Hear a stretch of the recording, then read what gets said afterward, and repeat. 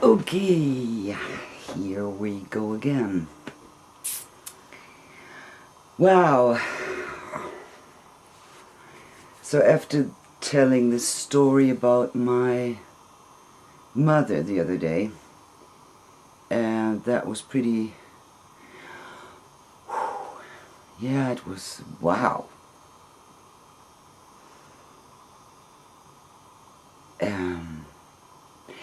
I actually got pretty big inside, and actually...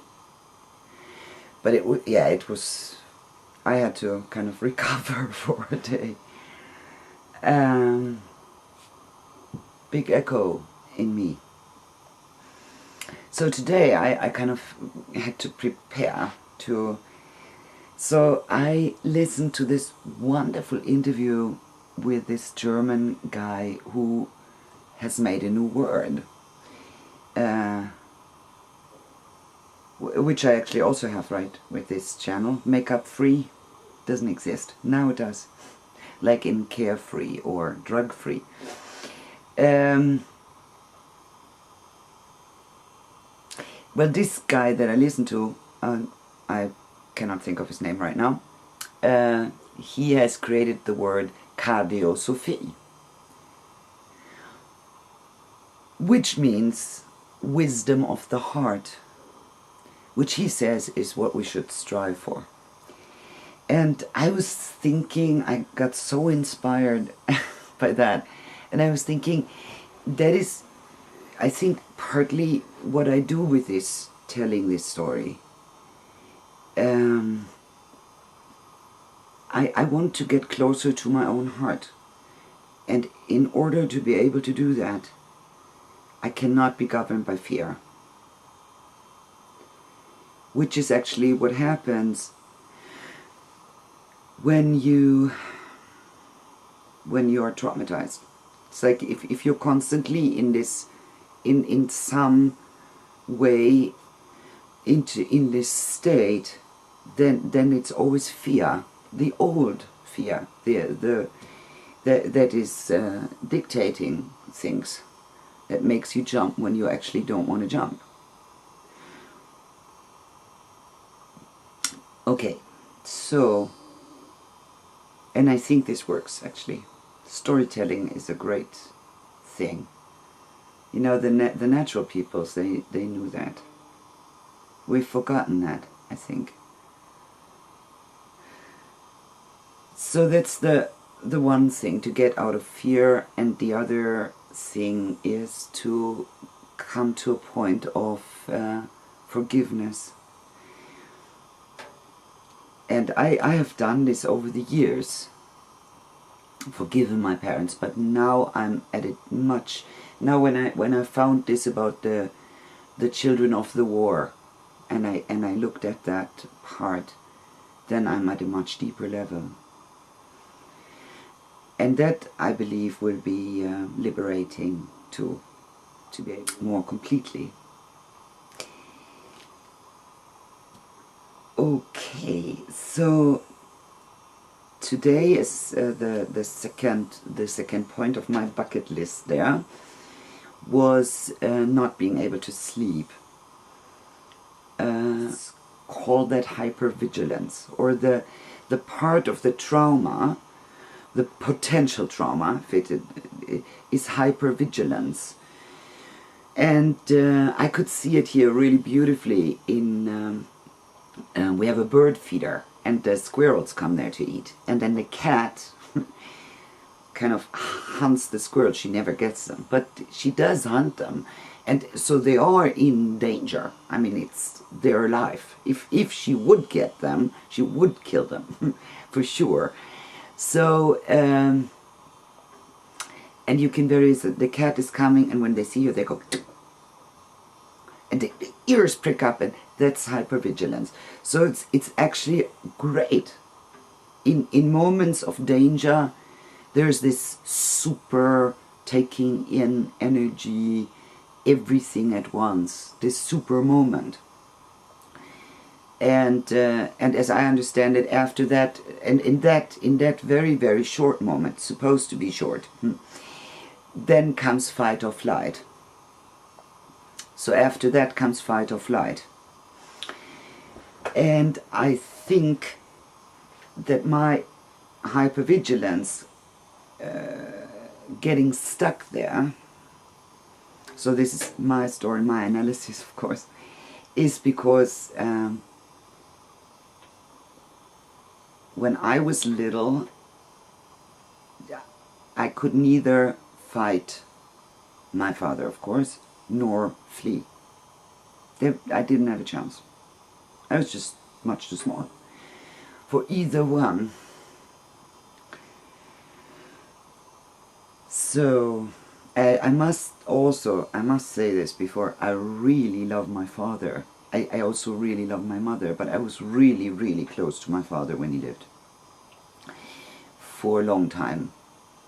So, and he taught me super many things which are good. But he was a very, very traumatized child.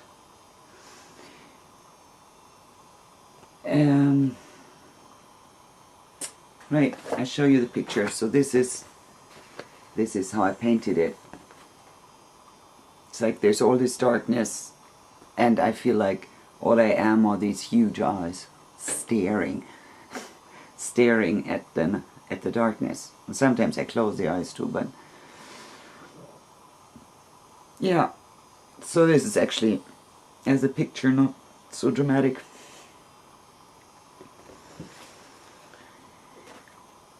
Okay, so my father is the oldest son of a second son of a rich farmer from northern Germany. So traditionally there it was so, the oldest son in a family inherits the farm, and that is the whole farm. They didn't, otherwise the farms would have gotten smaller with every generation, so they didn't do that. So the oldest son inherits the farm. The second son gets nothing. I mean, from land-wise and so. So, since the farmer was rich, the second son got a university education, which not everybody did, of course, at that time. And he became an engineer. And he went to Berlin. Oh, there's actually this nice story that he asked my grandmother, who was from the same village, to marry him when she was, I believe, when she was 18 or 19. He was a little bit older.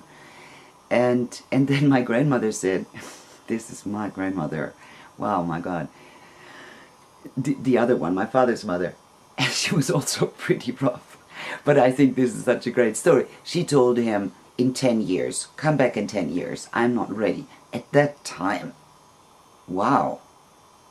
You know, I mean, everybody married at that age. But no, she said, I will not marry you now. Come back in 10 years. So he does. So that's the... Okay, but so he goes to Berlin. And as far as I know, by himself, on his genius, builds up a company with 200 or 300 employees, doing welding and stuff. And what I've heard is that his company made all the rails. I don't know what that is called in English. It's like instead of a bus, you have this little railway in town. Like I think San Francisco has it too. So that was anyway the thing at that time. So yeah. So he makes this really big company, makes a lot of money, and comes back 10 years later and marries my grandmother, takes her to Berlin, and then they have all in all 6 children. The oldest was a daughter, and then came my father. So he's the oldest son in that family.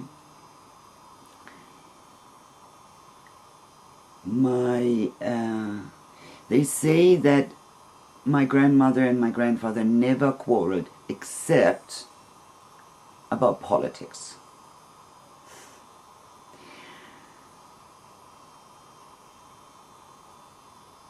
Which also is extraordinary, because women usually were not very political. And she was a girl from the village, if you think about it. It's a very small village too. But she didn't like the Nazis, and he joined the party.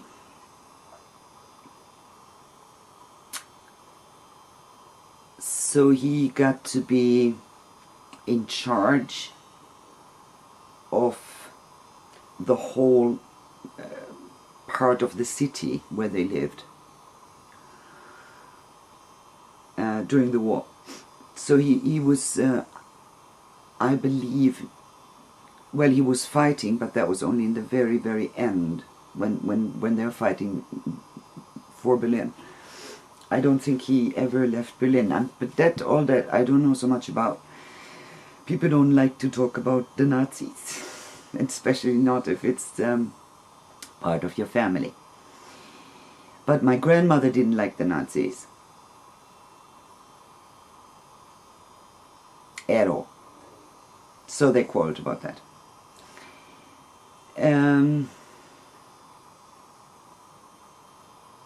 Yeah, there's also a story told. I cannot prove any of this, but it's the story told that my father told me that during the whole war, a Jewish man called Wolf had a small shop in the same house. So these are big blocks, huge, high ceiling, like 3 meter, 54 meter high, big old houses, huge windows, and then 4 or 5 stories high. And in the lowest floor, there's usually there's shops. So there was a shop of food, a little shop of a Jewish guy named Wolf, and my father said that he was there all through the war.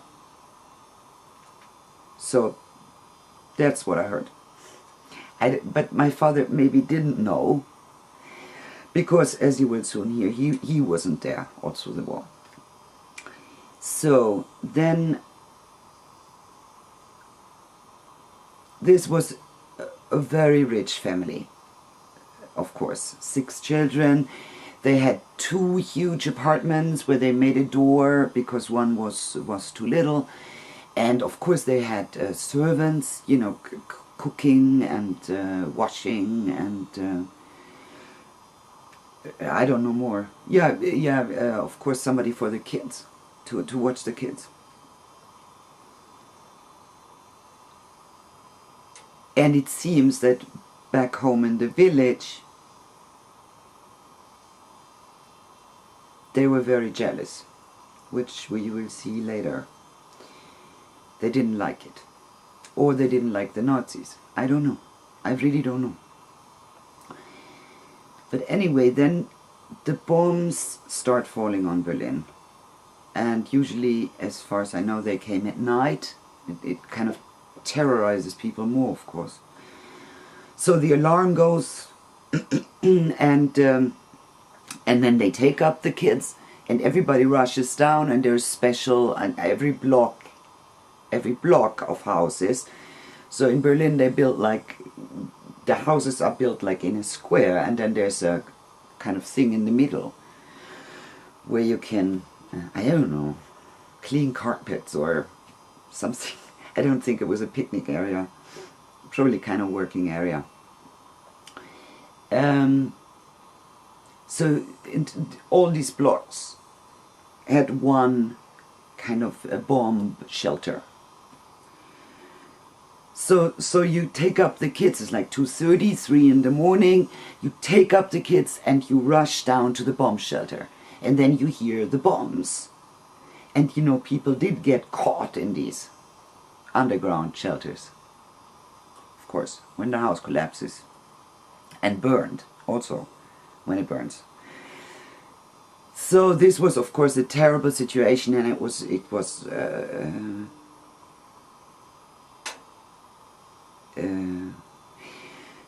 very yeah, people were scared, right? So my grandfather, of course, was not in the bomb shelter. He was out and about, seeing that everybody else was in the bomb shelter, is what I heard. So it's my grandmother, the servants, and the kids to the bomb shelter. And my father didn't like to talk about this. So for some years, after I came back from Munich and I got a job again, and so I drank a lot of wine with him, because I had the feeling that I have to know who my father is. And it was really difficult to get information. You could talk for hours, but it would be politics or something technical. He also became an engineer. But not emotions, and not memories, and especially not those. So, but I did manage to extract some stories, so that far. And then when he told me that they all had rushed to the basement, and I said, how many people was it? And he says, I don't know, because I was too little, I couldn't count them, but it was around 100 people. Old people, children, women. 100 people, so lots of kids too. So I spontaneously said, oh my God, that must have been quite a racket here, with all the kids screaming and crying. And then he looked at me and he said, now you say something. That's what you would think, wouldn't you? And I said, yeah. I mean, I think that babies would start to scream when, and kids, when you get them out of the bed in the middle of the night and kind of rush into the basement, and then it goes doom, doom, doom. And he said, yeah, you would think that. But they didn't. And I said, what do you mean they didn't? The kids didn't scream. And he said, no. And then he whispered, almost whispered, the adults did. Can you imagine being a little kid in this situation and the adults are flipping?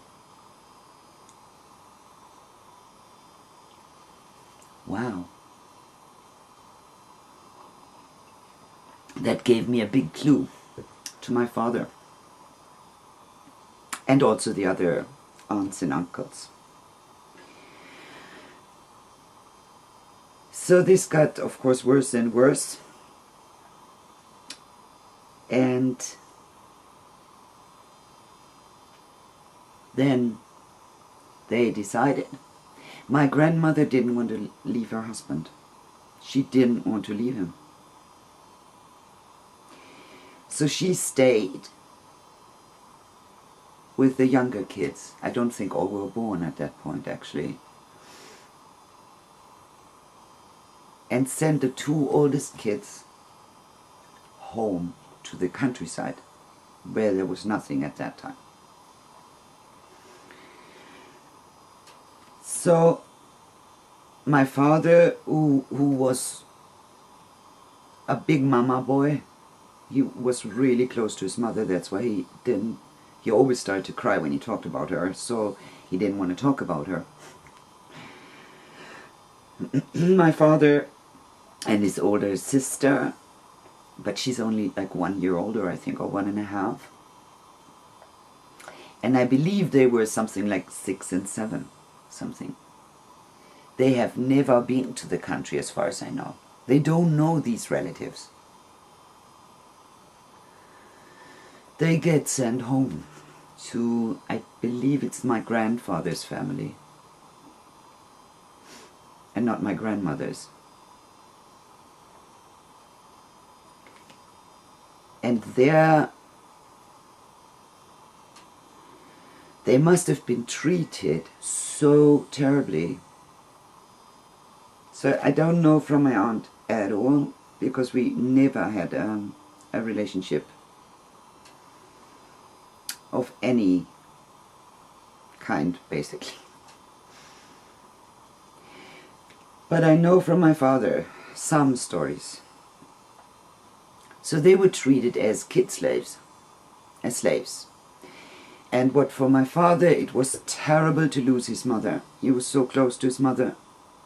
So he was crying. And then he got laughed at. Ha! Look at that city boy. And then, of course, all this stuff that the country kids could do, he couldn't do. He had grown up in this big apartment in the middle of Berlin.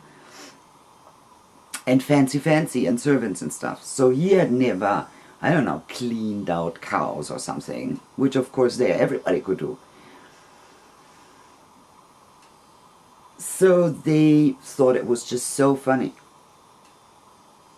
to make him cry.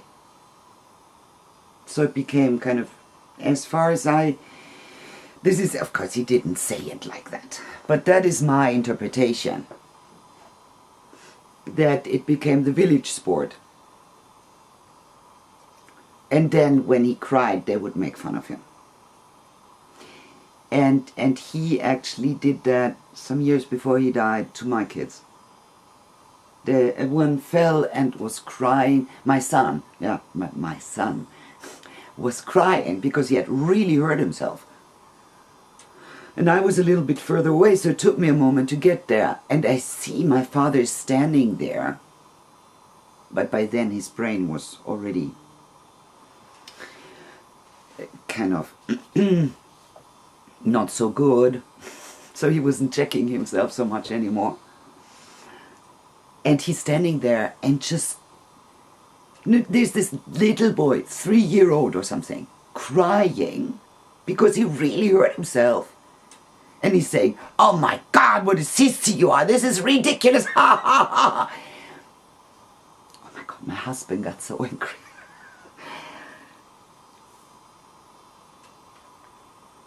Oh. Yeah. So, I don't know, one story I got. One time I had to save some cat baby lives. And I had never had a cat. So I come home in the middle of the night, something 11:30, with these cat babies that that the mother had rejected, and I was supposed to feed them with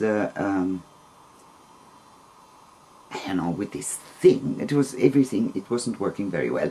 So I needed somebody to hold the cat while I was injecting without a point, of course, this food into the mouth.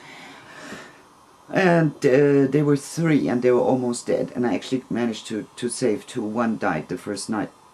But anyway, I come home and my father grew up in the village, right? After Berlin.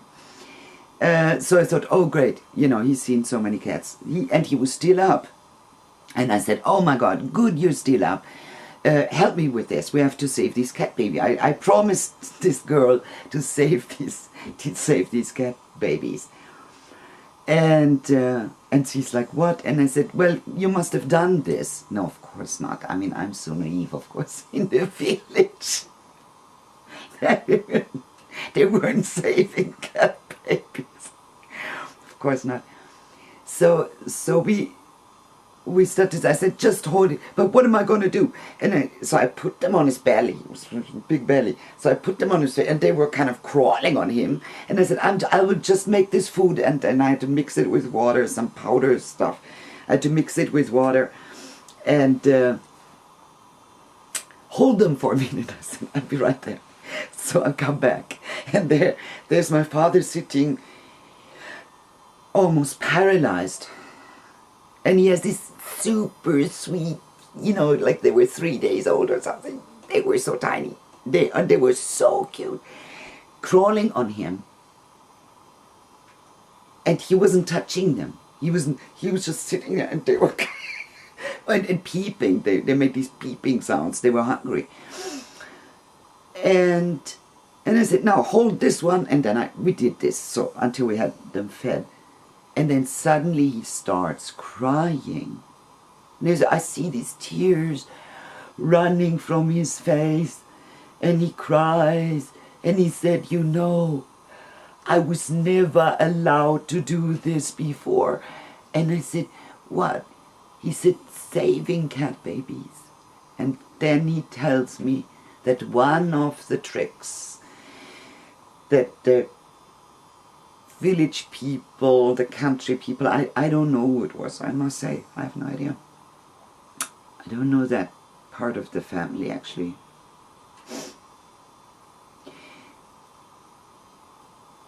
And there might be a reason for it. One of the things they did was, to make him cry, was to give him cat babies to kill.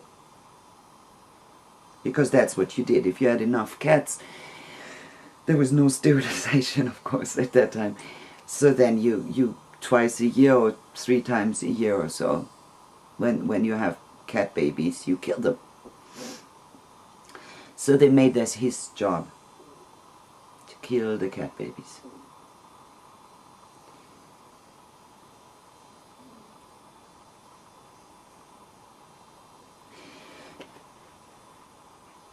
Yes, then he was forced to sleep in a bed with an old aunt. He told me there, and every time he talked about it, he was kind of shaking over his whole body of disgust, like, ugh. He said, and she always wanted to kiss me, ugh. And it was kind of, he was kind of almost throwing up.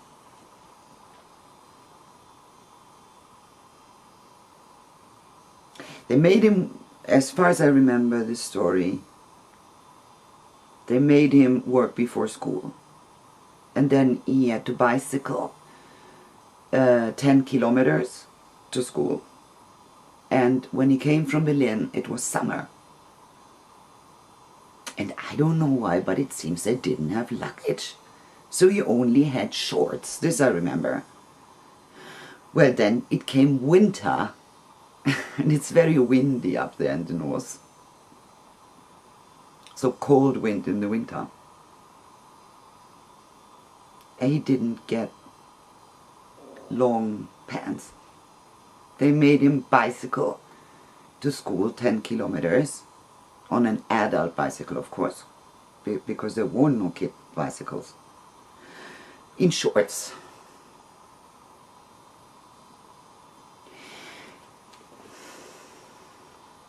And then,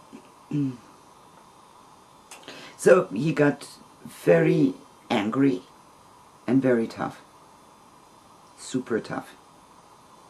And inside, he was super soft. My father was so soft inside, and I was always so happy when I would be allowed to see that, and it was not often. Not often. Sometimes. Like that time when he drove me home from Munich, what I told you about last time. I was so scared that he would kind of reproach me and say, what have you been doing? What is this craziness? You could very well have done that. But when he looked at me, he melted. And then he was super soft.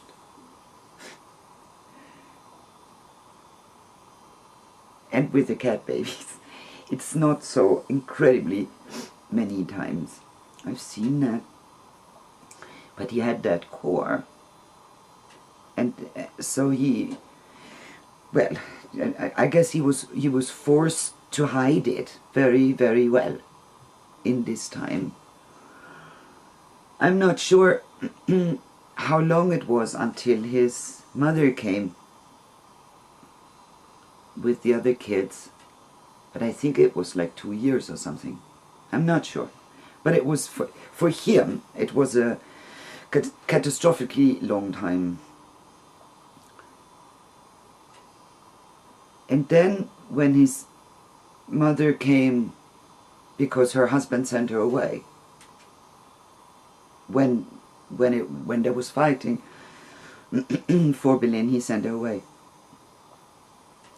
And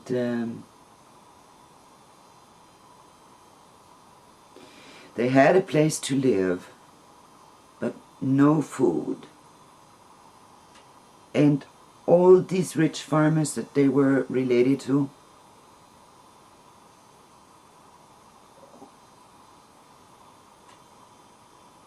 they didn't help them. I remember my grandmother,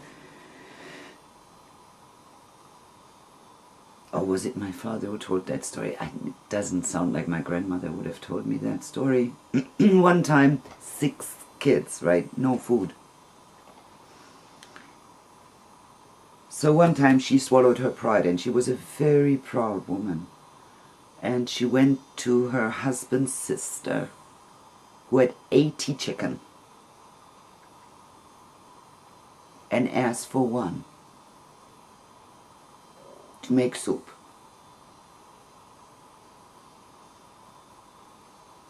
One, please. No. I cannot spare them, you know. These are my chicken. I need these chicken. 80 chicken. I'm selling the eggs. Of course, she is, yes.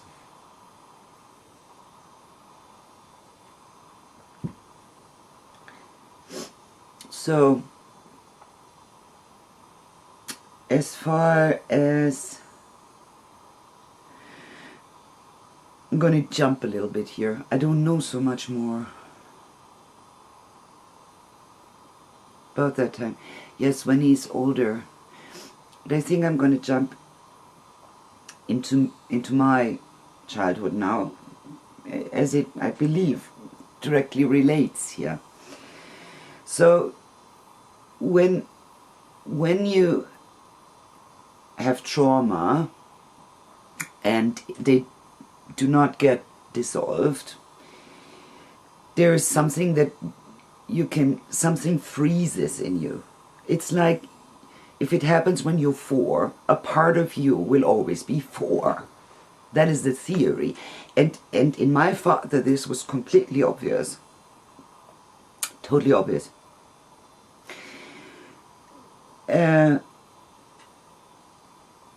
And I like the word frozen. You know, the shamans say the shamans travels and get back soul aspects that have gotten lost. So they say that. I'm not saying something is wrong or right. I'm just saying that this is being talked about. And I personally like frozen because something that is frozen, you can warm up. So I just like it because it is kind of calling to action thing. For me, anyway. So when my son was 3.5, I was not really aware, actually, of all this, what I'm telling you now, this is 18 years ago, something, 17. So I mean, I've come a long way. I had just started to look at all this at that time. And for me, having children was my first 2 children. It was extremely strenuous because there were so many things that I grew up with that I did not want to pass on, like hitting them. It was actually quite difficult not to hit them. My body was going to do it automatically. There's one really dramatic situation, and there I actually broke the pattern. But before that, I had it several times a day. It was, I had to actively stop myself. Yeah, crazy times. Anyway, in these times, when this was happening, my parents were visiting, and a lot, weeks and weeks, and And it was always very difficult for me. But I didn't understand why. Because I thought, oh, it's so great to have the kids have grandparents and stuff. So that's the myth. But in reality, it was so that my father had been heavily drinking for years. So he was almost always drunk from about 11 in the morning. And he could kind of explode all the time. So I was really afraid for my kids, and I couldn't, at that point, didn't know what to do. I wasn't ready to let them go, to confront them. So anyway, this one day, my father took Paul outside, and Paul was like 3.5. They were going to look at something, and I was sitting in the kitchen almost sleeping because I had a baby too. And yeah, I was really tired, as everybody who has had babies knows. So I'm kind of taking this short break while Paul is with my father, and I'm kind of sitting there half dozing. And then I hear them come back in. I hear my father screaming angry words. "What are you doing there?" And then scream, and I'm up and then Paul comes running to me and starts to tell me something. Upset. He's upset. He comes to me and he says, "Mama, Mama." And I really cannot repeat the words, because at the same time my father comes behind him into the kitchen, screaming the same way. So he was actually, at that time he was, I don't know, 60 something, right? So he was on the same level as a 3.5-year-old. Same level.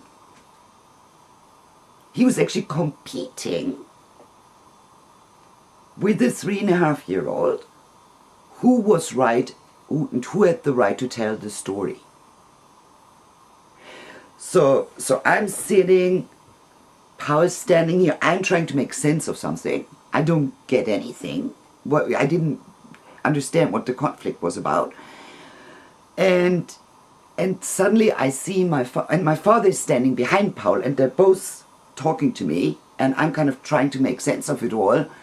And suddenly I see how my father lifts his hand and hits Paul in the head from behind. And Paul had never been hit, because I made it.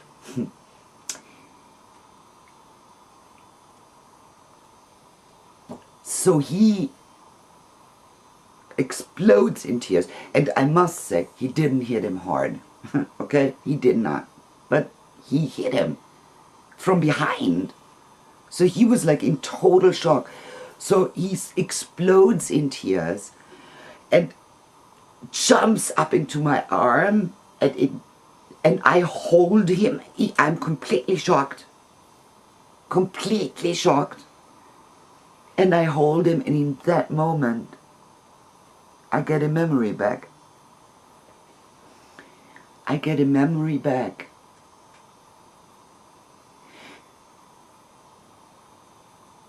Which was completely lost, and it explodes in my brain.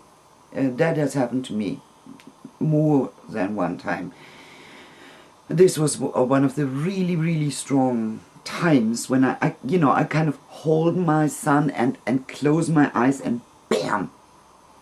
I see myself at maybe 5 or 6, I don't know, on the floor. And suddenly the door, and I saw it, I know exactly where it is. It's the house where we lived at that point. So this was not like a dream, this was an actual memory. And the door, the room had a door to the kitchen, and my mother was in the kitchen, and my father was gone for work, right? But he had just come home, it seems. Because suddenly the door smashes open and he comes in ragingly mad, screaming on top of his heads, and I jump up and I stand there in total shock, and I felt completely frozen. And he lifts his hand, and he was a very strong man, played handball for many. He was strong, powerful, especially the arms, and he lifts, and that of course I knew. He lifts his hand and bams it right at my head, here. And in that moment, I think they say disassociated, but anyway, in my brain, something, and all this came back in that second when I was holding power. Something happened in my brain. So I saw, before the hand hit me, it was like in slow motion, as if I saw it in slow motion. So I saw the hand hitting me before the hand hit me. So I saw the hand hitting me, my head coming off and bouncing in the wall. Don't ask me where that came from. I don't know. But that is what I saw, and I remember that I saw that. And then the hand hits me. And he must have checked it. Because if he had hit me with his full power, I would have flown through the room, I think. So he must have checked it. But he hits me, and I remember, and I don't move at all. I'm completely frozen. I don't flinch, I don't lift my hands, I don't do anything. I just stand there. And the hand hits me, and I remember being extremely surprised that my head didn't rip off. Because that is what I had seen. Now, how that goes together, I don't understand until today. It's just what happened. So all this I see, the second I hold Paul, who got hit to the head of my father. So I start spontaneously crying like mad. I mean, I couldn't speak. I was just, it was incredible. And Paul is crying, I'm crying. And my father's screaming.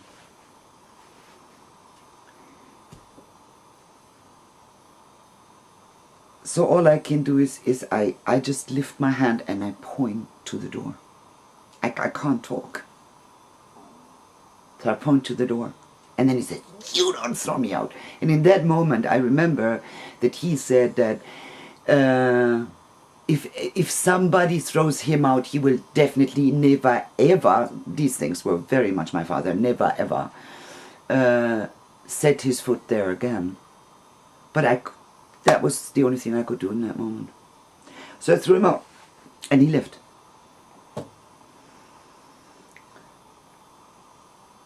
And I calmed down Paul, who calmed down much faster than I did. And yeah, okay, the rest is, then try to talk to my mother, and she, in that moment, she said that of course he has no right to hit your kids. And 3 hours later, she demanded I should ask him for forgiveness for throwing him out. And I didn't. So this ends with that I forgiveness for throwing him out. And I didn't.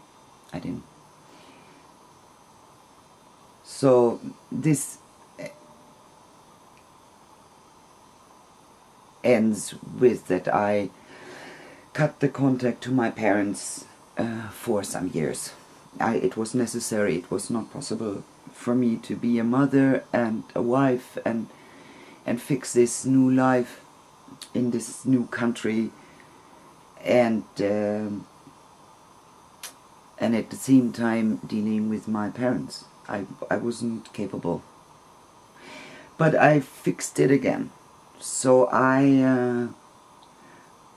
it was much work. Actually, the psyche classes helped me a lot. I was working on that a lot. So I could forgive my father before he died. That had been my goal.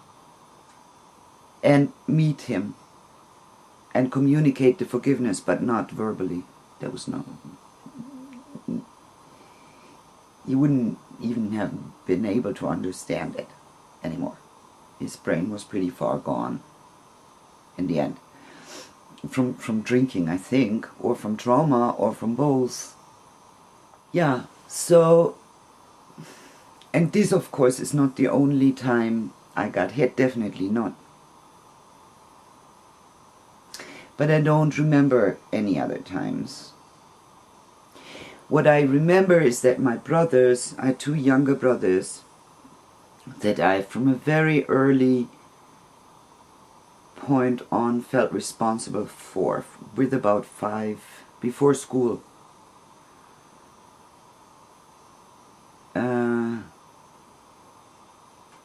Because my mother was usually totally overworked.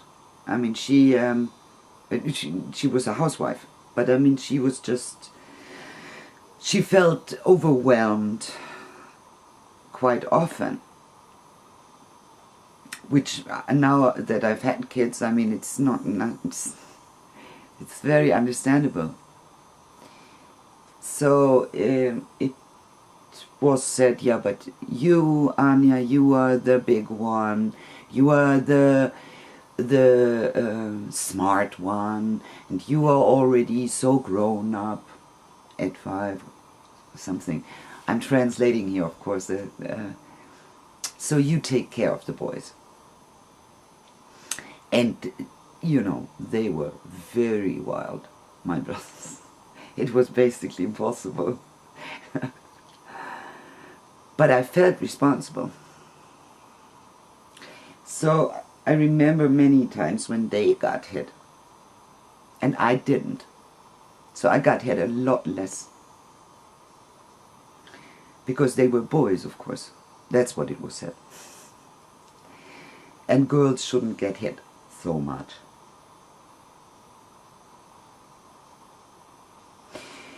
Well, I guess once is enough for trauma, isn't it? But this, of course, went on for many, many years.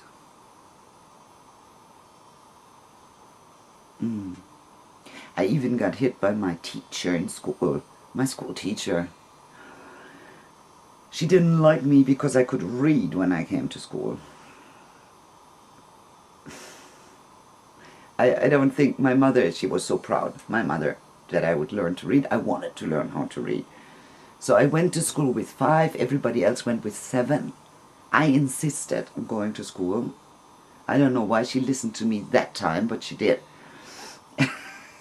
So I'm 2 years younger and I'm the only one who already can read. I think my mother would have made a great teacher because she's very good explaining things and stuff. So she must have thought it was great fun. And I thought it was great fun. But it was no fun when I'm sitting in school and everybody's starting A, B, C. And I'm already reading me sentences. It was really boring. So I was doing all kinds of things, I guess, because I was so bored. And my teacher hit me with a big stick. And I didn't even tell my mother the first times, because I thought that's what you do. But by that time it was illegal. It had just been made illegal. not to hit kids. That I don't even know if it's illegal by now in Germany, but for teachers to hit kids had been made illegal. Well, this was an old woman. I don't think she could change her ways, maybe. And so I didn't even tell my mother until she really, really, really hit this boy who was a total... He was being so bullied at school. He was a bit fat and he had some kind of... I don't know because I was a kid, but he had some kind of... I know that he had some kind of illness. There was something wrong. So he was fat, but not from eating. And then he came from a, I think, very poor family. So he had very, very old clothes that came from many brothers and sisters that were older. And he was actually smelling.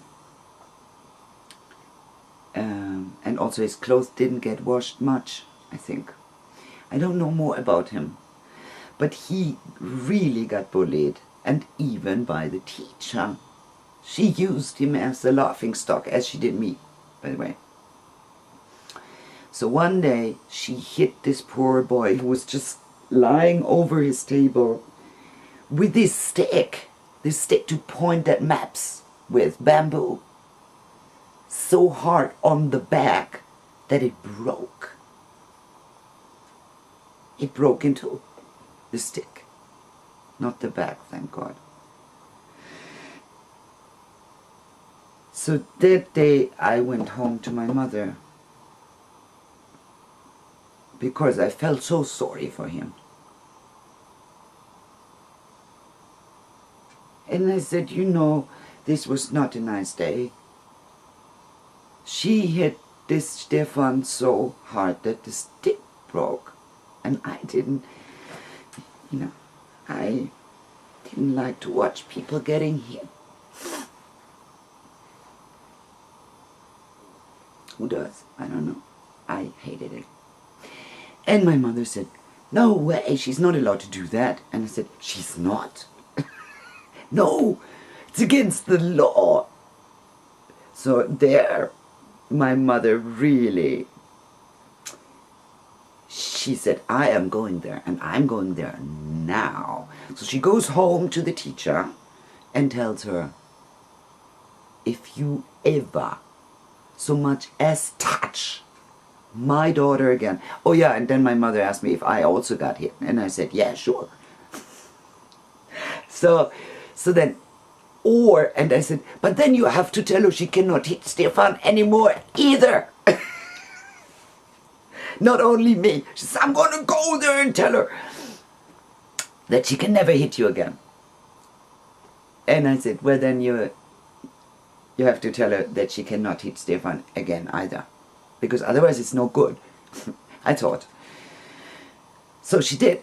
And we never got hit again. Yeah, she threatened her to go to the police and see to it that she would never teach again in any school in Germany. And it worked. But there's other ways teachers can get you if they want, right? She did her best. With me, anyway. I mean, she made fun of me, she made me the laughing stock of the class, and so I actually got bullied by my teacher. In first to fourth grade teacher. Incredible. Very disturbed woman, I think. Very disturbed.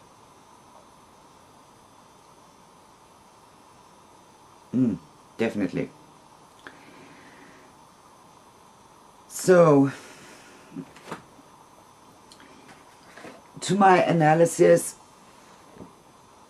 if it now was from this very time, which I told about now, with the ball, the head that bounces off the wall as a ball,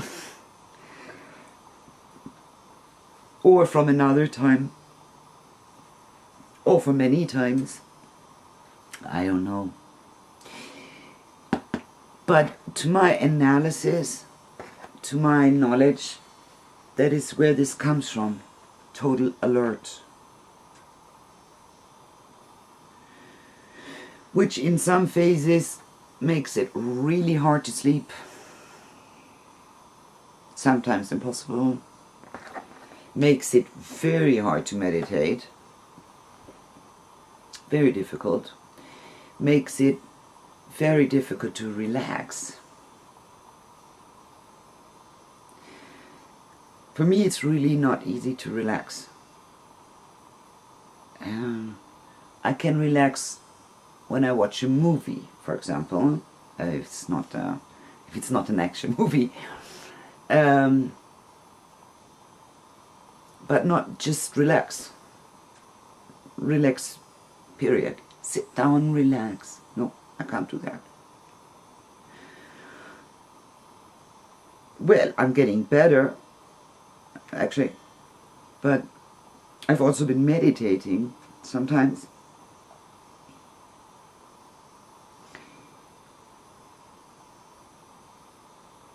Well, this trait,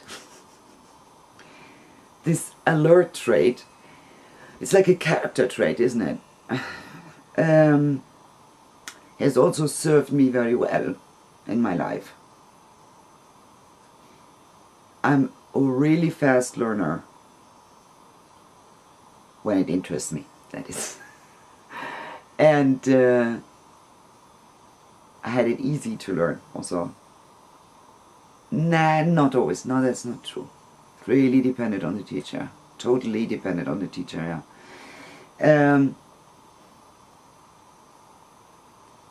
And I believe that's one of the reasons why I got to be really good at doing TV. Because there's tons of stuff you have to have in your head at the same time.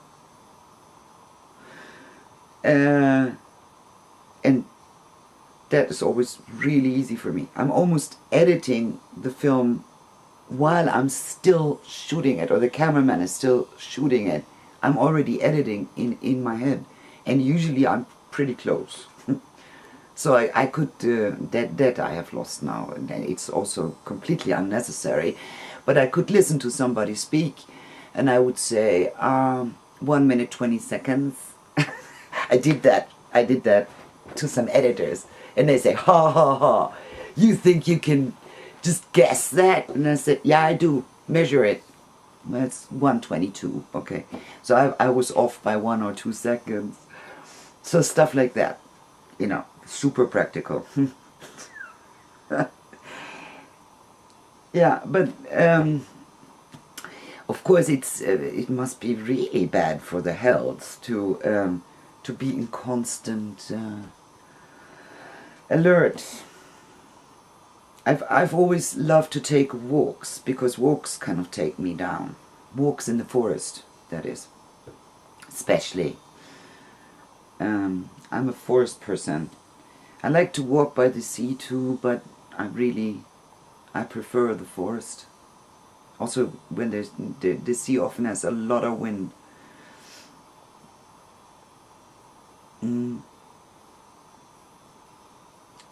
So I did a lot of walking for many years. I haven't done it so much recently, actually. But then I work in the garden now, and so. Yeah, so, I mean, I've had some good of this. I worked a lot at night, like during my university studies. That makes it easier to work in discotheques and stuff. But now I feel that I want to be able to relax. So that's what I'm working on. And this is the sentence. Oh man, it's in German, so I'm translating it. I forgive my dad from my heart, from all of my heart. My dad loves me and will never hurt me, and never wants to hurt me, which I am absolutely convinced that he didn't want to. I mean, I remember times where he hit us and then he cried and said, I don't want to be this person that does that.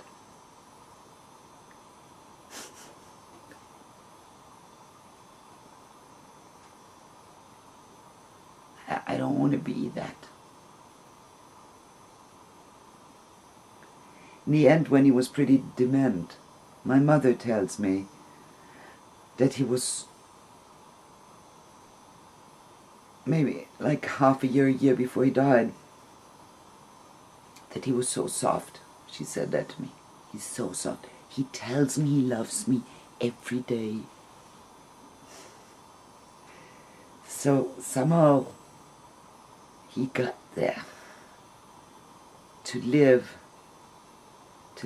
softness and thankfulness.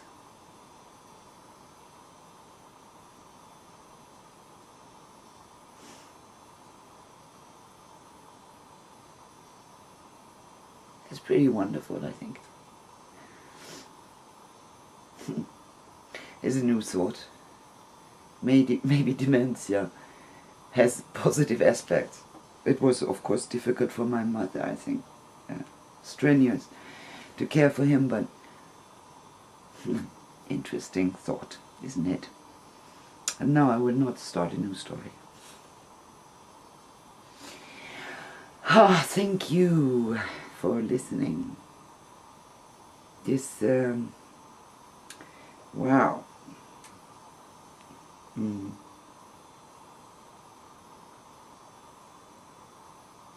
Freedom to freedom.